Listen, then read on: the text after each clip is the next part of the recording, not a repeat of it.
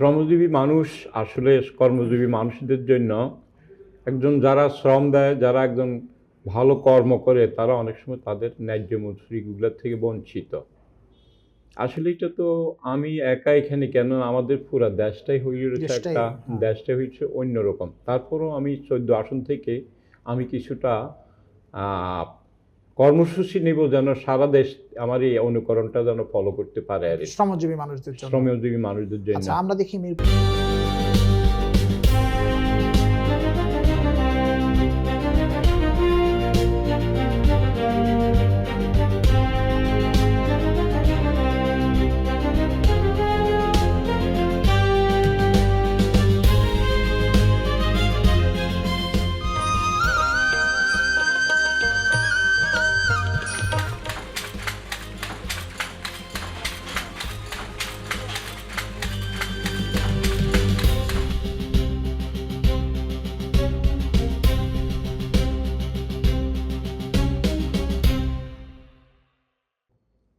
প্রিয় দর্শক, voice for mankind মানবতার কণ্ঠস্বরের আজকের নির্বাচনী এপিসোডে আপনাদেরকে স্বাগত জানাচ্ছি।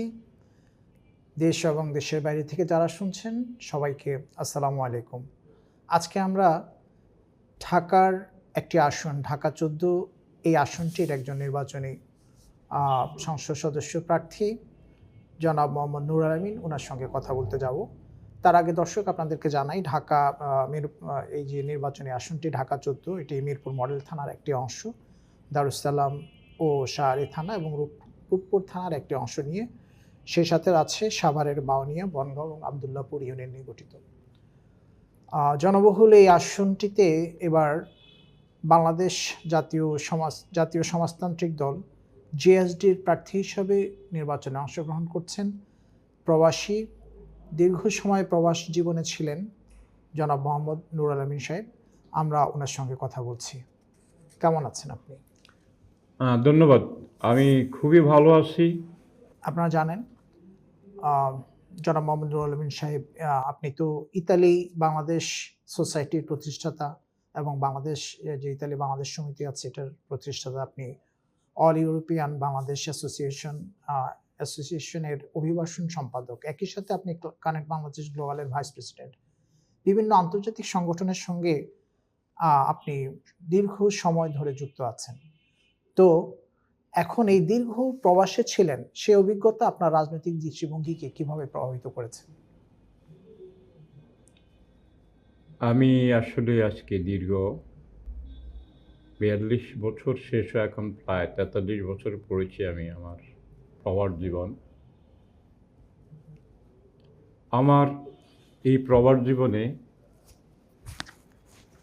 সত্যিকার অর্থে বলতে কি আমরা তো প্রবাসী হয়েছি, আমরা গরিব দেশের লোক, আমরা আমাদের অন্ন বস্ত্র বাসস্থানের যোগান দিতে আমরা প্রবাসী হয়েছি। কিন্তু এই প্রবাসী হওয়াটা এটা একটা দুঃখ আছে, আবার একটা আনন্দ আছে।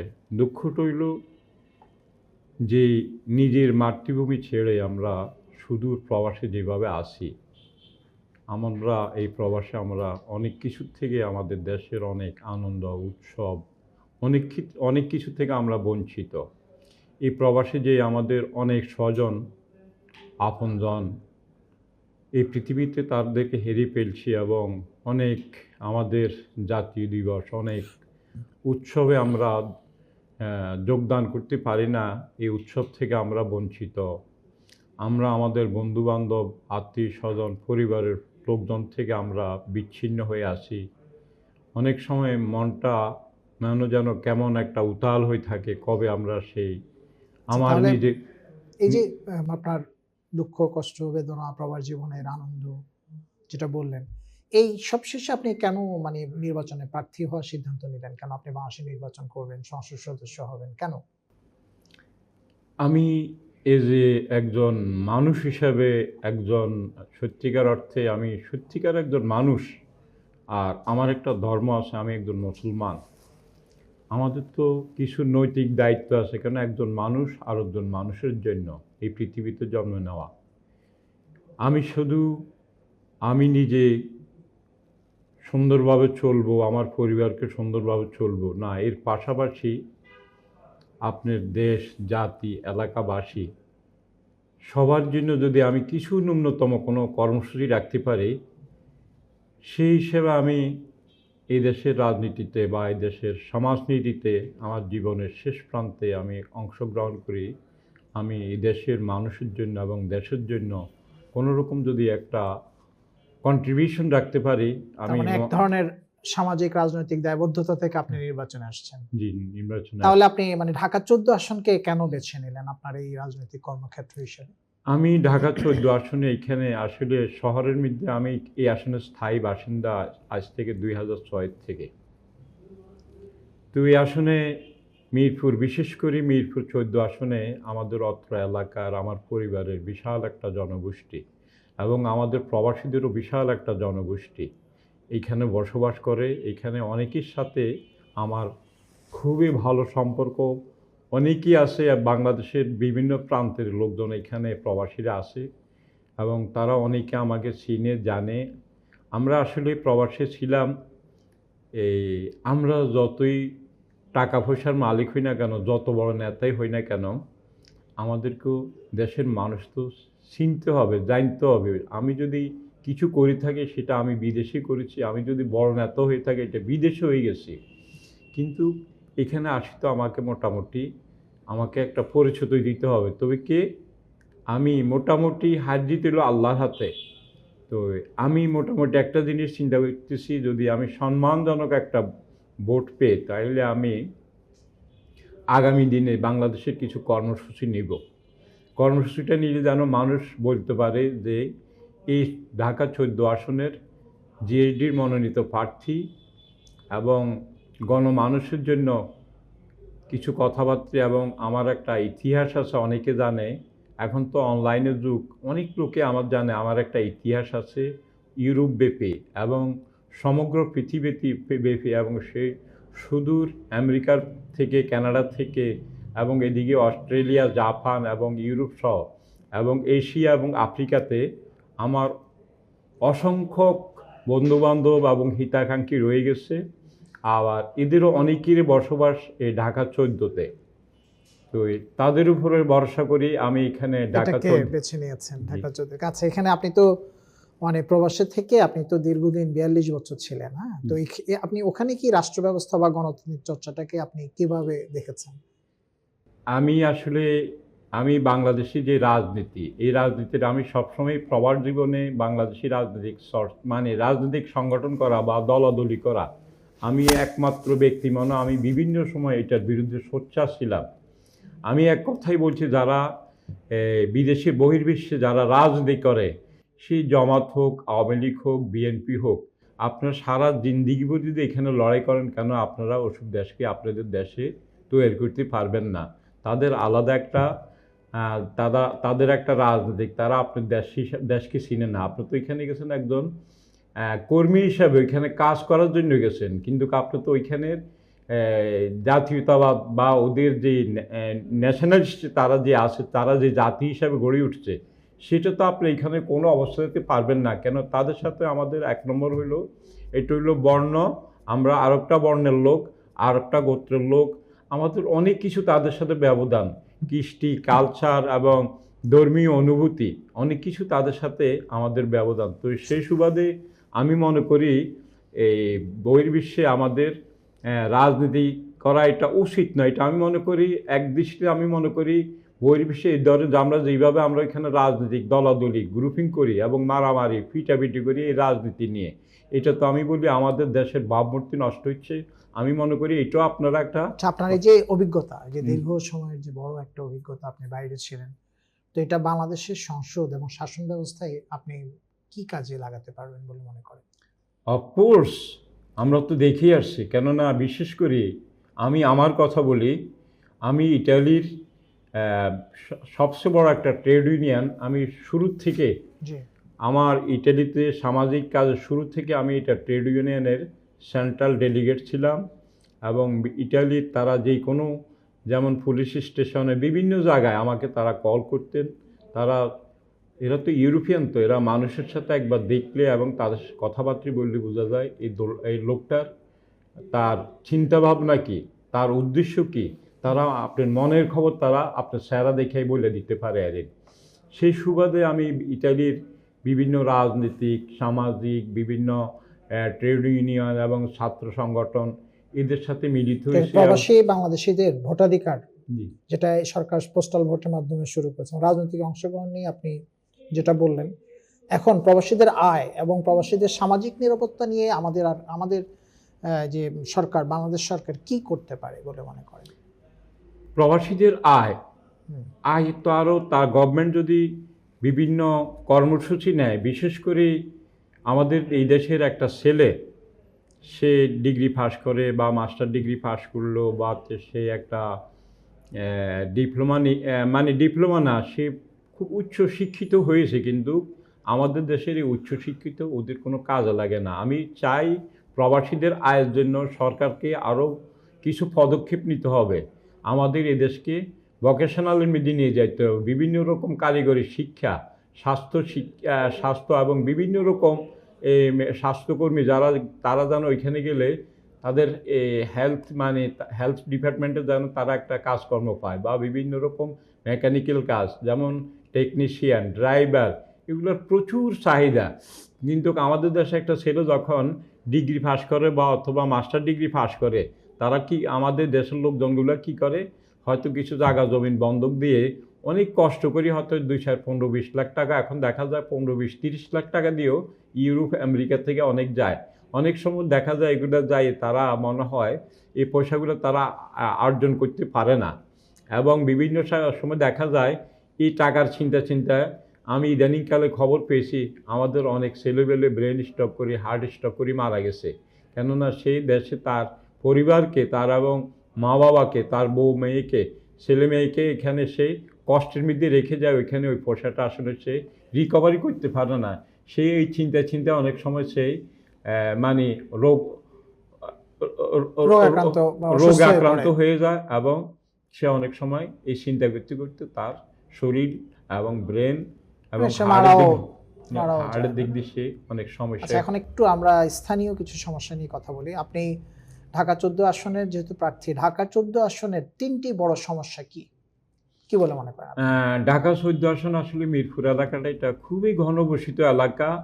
যেমন ঘনবসতি এলাকা, তেমন এখানে অনেক সামাজিক অনেক অনাচার, বেবিচার এবং চুরি, রাহাজানি, ডাকাতি, হাইজাক, ছিনতাই, এবং এখানে আমাদের সমাজ ব্যবস্থা যেটাকে বলা, আমাদের স্বাস্থ্যগত, শিক্ষাগত। তিনটি বড় সমস্যা কি? তিনটা এক দৃষ্টিতে তিনটা সমস্যা কি? তিনটা বড় সমস্যা হলো আমার দৃষ্টিতে, এক নম্বর হইল এখানে ঢাকার যে মিরপুরের যে রাস্তাঘাটগুলা, ফুটপাথগুলা, এগুলোর মধ্যে কোনো নিয়ম শৃঙ্খলা নাই।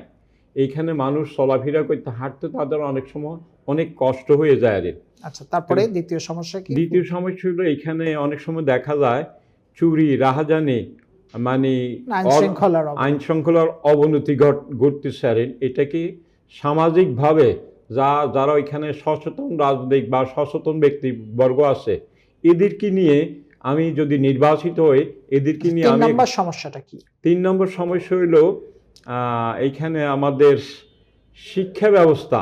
আচ্ছা, শিক্ষা ব্যবস্থাটাকে আমাদেরকে আধুনিক যুগের শিক্ষিত হইতে হবে। আমাদের অনেক পার্টিকুলারলি ঢাকা 14 সমস্যা নাকি সারা দেশের শিক্ষা ব্যবস্থা নিয়ে কথা বলছেন? এটা আমি আমার আসনের কথা চিন্তা করি, আমি আমার আসনকে নিয়ে আমি কথা বলবো, কারণ আপনি আমাকে প্রশ্ন করছেন 3টা সমস্যা নিয়ে এই কথাগুলো বলতেছেন। আচ্ছা, তারপরে আরেকটা বিষয়, যেমন আপনার আসনে তো যারা তরুণ আছে, শ্রমজীবী আছে এবং নিম্ন মধ্যবিত্ত ভোটার, তাদের জন্য আপনার কি কোনো নির্দিষ্ট পরিকল্পনা আছে? অবশ্যই আছে আমার নির্দিষ্ট পরিকল্পনা। বলবেন একটু? আমি সাধারণত আমি চাবো আমার ওইখানে যে তরুণরা আছে তাদেরকে আমি ভোকেশনাল বা বিভিন্ন রকম কারিগরি শিক্ষার মাধ্যমে তাদেরকে আমি আরও একটু শিক্ষা দীক্ষা দিই, যেন এরা বহির্বিশ্বে যায় যেন তারা ভালো একটা কাজকর্ম করতে পারেন। হ্যাঁ, দক্ষতা ভিত্তিক একটা কার্যক্রম। শ্রমজীবী মানুষ বা নিম্ন মধ্যবিত্ত যারা আছে তাদের জন্য আপনার প্ল্যান কি, পরিকল্পনা আছে কি? শ্রমজীবী মানুষ, আসলে কর্মজীবী মানুষদের জন্য একজন যারা শ্রম দেয়, যারা একজন ভালো কর্ম করে, তারা অনেক সময় তাদের ন্যায্য মজুরিগুলোর থেকে বঞ্চিত। আসলে এটা তো আমি একা এখানে কেন, আমাদের পুরা দেশটাই হয়ে রয়েছে দেশটাই একটা, হ্যাঁ। দেশটাই হচ্ছে অন্যরকম। তারপরও আমি 14 আসন থেকে আমি কিছুটা আহ, কর্মসূচি নেব যেন সারা দেশ আমার এই অনুকরণটা যেন ফলো করতে পারে আর কি। শ্রমজীবী মানুষদের জন্য। শ্রমজীবী মানুষদের জন্য। আচ্ছা, আমরা দেখি মিরপুর 14 আসনে বিশেষ কিছু সমস্যা আমরা সাধারণত আমরা পাই, যেটা ওখানকার অধিবাসী যারা আছে বলে থাকে। জলাবদ্ধতা আছে, বর্ষা মৌসুমের অনেক অঞ্চলে আপনার ড্রেনেজগুলো তলিয়ে যায়, বাসস্থানের সমস্যা আছে, অনেক লোকজন, আপনিও বললেন যানজট আছে। আমরা মিরপুর এই 14/22 সাইডটাতে গেলে প্রচুর যানজট দেখি, এবং একই সাথে এখানে যে নাগরিক সেবাটা, এটা কিছুটা অংশ তো ঢাকা সিটি কর্পোরেশন আন্ডারে পড়েছে, হ্যাঁ। তো এই সিটি কর্পোরেশন থেকেও নাগরিক সেবা যেটা পায় এটাও পর্যাপ্ত না বলছে। তো আপনি নির্বাচিত হলে এই যে সমস্যাগুলোকে আপনি কিভাবে মোকাবেলা করবেন? জলাবদ্ধতা, আমি বাসস্থান। গতকালকে একটা আমার নির্বাচনী একটা প্রচার অভিযানে জি, এই কাউন্দিয়া নাকি একটা ইউনিয়ন গেছে, এখানে ছোট্ট একটা, এখন তো একটা খালের মতোই নদীটা হ্যাঁ, হয়ে হ্যাঁ, আছে আর কি। আমি একটা নৌকা দিয়ে পার হইতেছিলাম। তো এই নৌকার যে মাঝি। এইখানে আসলে যে কোনো সময় যারা এখানে যারা প্রভাবশালী লোক আছে, যারা ওই এলাকার ধনাঢ্য ব্যক্তি আছে আর কি, এরা আসলে ইচ্ছে করলে তাদের যে সয় সম্পদ আল্লাহ তাআলা দিয়েছে, এরা কিন্তু ইচ্ছে করলে যারা এখান থেকে বারবার সংসদ সদস্য হয়েছে আর কি, তারা ইচ্ছে করলে যে কোনো সময় এখানে একটা এই ছোটোখাটো একটা ব্রিজ দিয়ে দিতে পারে। তো আচ্ছা, আমি যদি নির্বাচিত হই, আমি গতকালকে আমি কাউন্দিয়ার ওইখানে একটা নির্বাচনী প্রচার অভিযানে আমি একটা কথা বলে আসছি। আমি নির্বাচিত হলে আমি ইনশাআল্লাহ প্রথম আমার একটা পদক্ষেপ থাকবে এই কাউন্দিয়া ইউনিয়নের সাথে ঢাকা এই কিনা মূল মিরপুরের সাথে ভালো একটা সংযোগ, মানে ভালো একটা সেতু আমি ব্রিজ। যে কোনো কিছুর বিনিময় হয় আমি এটা নির্মাণ করে দিব। তারপরে এইখানে বিভিন্ন জায়গায় জলাশয় যে জলবদ্ধতা যেগুলো আছে এগুলা পানিকে কিভাবে বিশুদ্ধ করা যায় সেই ধরনের একটা পদক্ষেপ আমি নিব। আর একটা পদক্ষেপ আমি নিয়ে নিব, যেমন আমি আবারও বলছি যে আমরা এখানে কমিউনিটি পুলিশ বা মহল্লায় মহল্লায় কিভাবে আমাদের আইন শৃঙ্খলা সুস্থ স্বাভাবিকভাবে একজন মানুষ রাত দিন চলাফেরা করতে পারে আর কি। এখন অনেক মানুষ এটা তো দেখা আপনার যায়। যেটা স্থানীয় পর্যায়ে আপনি যেটা বললেন, এটার প্রসঙ্গটা একটু টেনে আমি বলি। স্থানীয় পর্যায়ে যে চাঁদাবাজি, দখলদারিত্ব আছে মিরপুর এলাকাতে, জি, কারণ এটা রোধে আপনি আইন শৃঙ্খলা পরিস্থিতি যেটা বললেন, এটা এটা কিভাবে? আইন শৃঙ্খলার বাহিনী তো অবশ্যই সর্বোচ্চ, তাদের তো এখানে আমাদের থাকতে হবে। জি, তো আমরা এখানে সামাজিক রাজনৈতিক সচেতন বা বিভিন্ন ব্যবসায়ী বা বিভিন্ন মহলের সহযোগিতা নিয়ে আমরা এখানে স্থানীয়ভাবে আমরা কমিউনিটির বিভিন্ন কমিটি করব।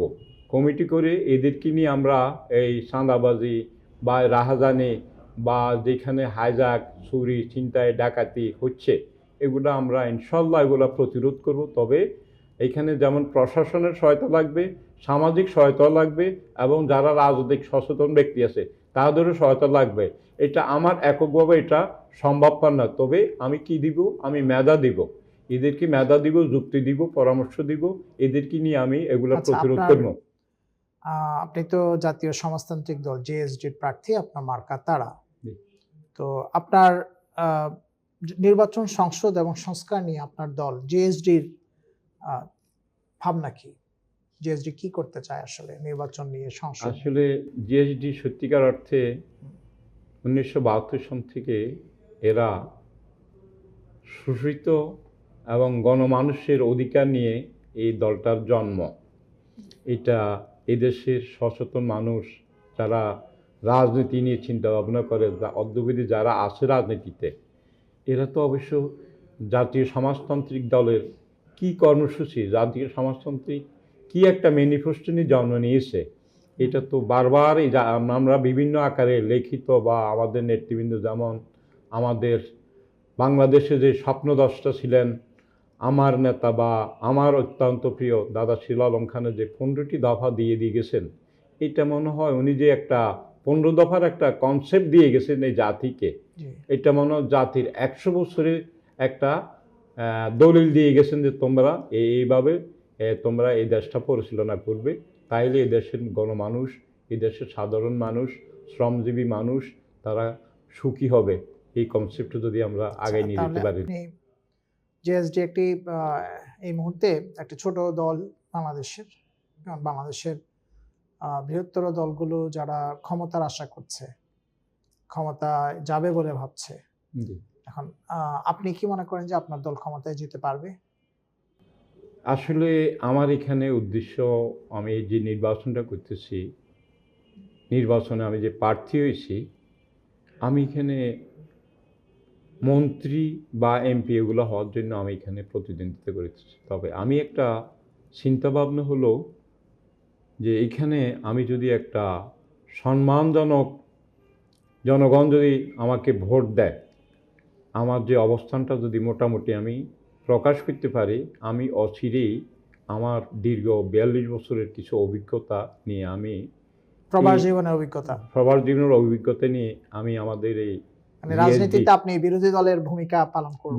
বিরোধী দলের ভূমিকা তো পালন করব, এবং এই জিএসডিকে যে একটা আদর্শ উদ্দেশ্য নিয়ে জিএসডির জন্ম হলো, এটা আসলে জিএসডির প্রতি অনেক অবিচার, অত্যাচার, অনেক ষড়যন্ত্র হয়েছে।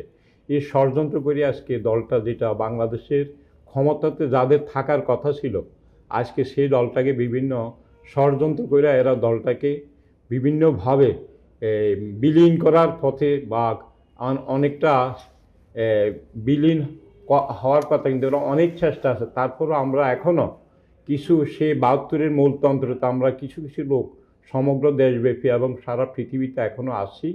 তো তাহলে ভোটারদের আস্থা অর্জনে প্রবাস জীবনের একজন প্রার্থী হিসাবে আপনার শক্তিটা কোথায়, যে ভোটাররা আমাকে এই কারণে আমার উপর আস্থা রাখবে? আমি অনেক ভোটারের সাথে আলাপ করছি যে তাদের একটা কথা হলো যে আপনার তো এদেশে আরও আগে আসা উচিত ছিল। আসলে আমি তো একটা কথাই বলছি যে আসলে আমরা গরিব মানুষ, আমার একটা পরিবার আছে, আমার ছেলেরা আছে, আমার আরও পরিবার পরিজন আছে। এরা অনেক সময় দেখি যে এরা ছোট। যেমন আমি আমার নিজের কথাই বলি, আমি ছোটোবেলায় আমি আসলে আমার বাবাকে হেরেছি, মাকে হারাইছি। আমি তো একজন অসহায় ছিলাম, যে একজন এতিম বা একজন, তার কি দুঃখ কষ্ট, সেটা একটা এতিম লোক ছাড়া কেউ বোঝে না।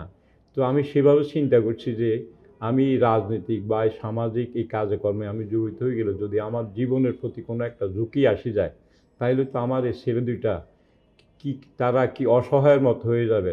তারপর তার হয়তো আমাকে একটা অভিশাপও দেবে যে আমার বাবা আমাদেরকে জন্ম দিয়েছে, আমাদের একটা মানুষ করার মতো বা একটা লালন পালন করার মতন তার যে একটা কর্মসূচি ছিল, সেই কর্মসূচি থেকে কর্মসূচির থেকে, বা তার যে একটা উদ্দেশ্য ছিল, সেই উদ্দেশ্য থেকে সে বিচ্যুত হয়েছে। কিন্তু আমার প্রথম হলো আমার পরিবারকে প্রতিষ্ঠিত করা, আমার এলাকায় প্রতিষ্ঠিত করা, তারপরে আমি আমার দেশের জন্য কাজ করা। এটু হলো আমার উচিত। সেই উচিত আমার এগুলো এখন মোটামুটি আমি শেষ করে আসছি। আমার জীবনের শেষ প্রান্তে আমি এক চেষ্টা করতেছি যে আমার আপনার জীবনের পারিবারিক দায়িত্বটা, সামাজিক দায়িত্ব, পারিবারিক দায়িত্বটা আপনি মোটামুটি সফলভাবে সম্পন্ন করেন। আপনি একজন সফল পিতা। জি, এখন আপনার জীবনে আপনি যতদিন বেঁচে আছেন, এখন মানুষের সেবা, দেশের সেবা করে কাটিয়ে দিতে চান। এটি হলো আমার মূল উদ্দেশ্য। দোয়া এবং করবেন, এখানেই আপনার শক্তি। এটাই আমার শক্তি। আচ্ছা, আমি আপনাকে বাংলাদেশের রাজনীতিতে কালো টাকা এবং পেশি শক্তি, যেটা খুবই প্রবল, কারণ এই কালো টাকা এবং পেশি শক্তির বাইরে থেকে নির্বাচন করা আসলে আপনি কতটা সম্ভব মনে করেন? আপনি তো করছেন। আসলে খসরু ভাই, জি। আমাদের দেশের মানুষ কেন যেন এত ভয় পাচ্ছে। আমরা তো আল্লাহর সৃষ্টি একটা জীব, মানুষ। তো আমি কিন্তু নিরাশ না, আমি কিন্তু হতাশ না। আল্লাহ তাআলা বলছে তোমরা সঠিকভাবে কাজ করো, আমার কাছে কোনো ভাণ্ডারের অভাব নাই। এটা কিন্তু আল্লাহ তাআলা বারবার তার বন্দাদেরকেই বলে গেছে, ইনসানদেরকে বলে গেছে। কিন্তু আমরা দেখেছি আমাদের লোকজনগুলো প্রায় হতাশায় ভুগতেছে, তারা নিরাশ। তো আমি বলতেছি আসলে নিরাশ হওয়ার কিছু নাই। প্রথম, আচ্ছা, আমি তাহলে এখানে আপনাকে বলি যে আপনি ১ মিনিটে ঢাকা ১৪ এর যারা আপনার ভোটার, তাদের উদ্দেশ্যে যেটা আপনি বলতে যাচ্ছিলেন, এটা ১ মিনিটে বলবেন। হ্যাঁ ধন্যবাদ ভাই। আমি ঢাকা 14 যারা আমাকে ভোটাররা আছেন, যারা যেখানে আছেন, সবাইকে আমি একটা কথাই বলবো, এই নির্বাচনের পর হার জিত এটা তো আমি এক কথাই বলছি, এটা হলো আল্লাহর হাতে। তবে আমি আপনাদের মাঝে থাকব, এবং আমি আগামী দিনের এই দেশের জন্য ঢাকা 14 থেকে আমি একটা প্ল্যাটফর্ম তৈরি করব, এরপর আমি একটা প্রেস কনফারেন্সের মধ্যে আমার একটা কর্মসূচি শুরু করব। এইখান থেকে আমাদের এই দেশের জন্য এবং আমি সমৃদ্ধ একটা বাংলাদেশের জন্য কিছু কর্মসূচি নিব, সেটা আমি লিখিত আকারে এবং লিপি আকারে আপনাদের কাছে পেশ করব। এটা হলো আমার উদ্দেশ্য, আমি যেন আমার এখান থেকে যেন মানুষ আমাকে ফলো করতে পারে যে সত্যিকারই এই দেশের জন্য বা জনগণদের জন্য একটা কর্মসূচি নিয়ে আগায় আসতেছে। আমার জন্য যেন সবাই দোয়া করে, আমাকে যেন একটা সহযোগিতা করে। ধন্যবাদ। ধন্যবাদ জনাব মোহাম্মদ নুরুল আমিন, ঢাকা 14 আসন থেকে জেএসডির সংসদ সদস্য প্রার্থী। দীর্ঘ সময় ধরে দীর্ঘক্ষণ আপনি আমাদের সাথে আছেন, সময় দিয়েছেন, আপনার চিন্তা আপনার ভাবনাকে আমাদের দর্শকদের সঙ্গে শেয়ার করেছেন। ধন্যবাদ আপনাকে। প্রিয় দর্শক, আমরা অনুষ্ঠানের একেবারে শেষ পর্যায়ে পৌঁছে গেছি। আপনারা যারা এতটা সময় ধরে আমাদের সাথে সংযুক্ত আছেন তাদের সবাইকে আবারও আন্তরিক ধন্যবাদ জানিয়ে বিদায় নিচ্ছি। ভালো থাকবেন, সুস্থ থাকবেন। আসসালামু আলাইকুম।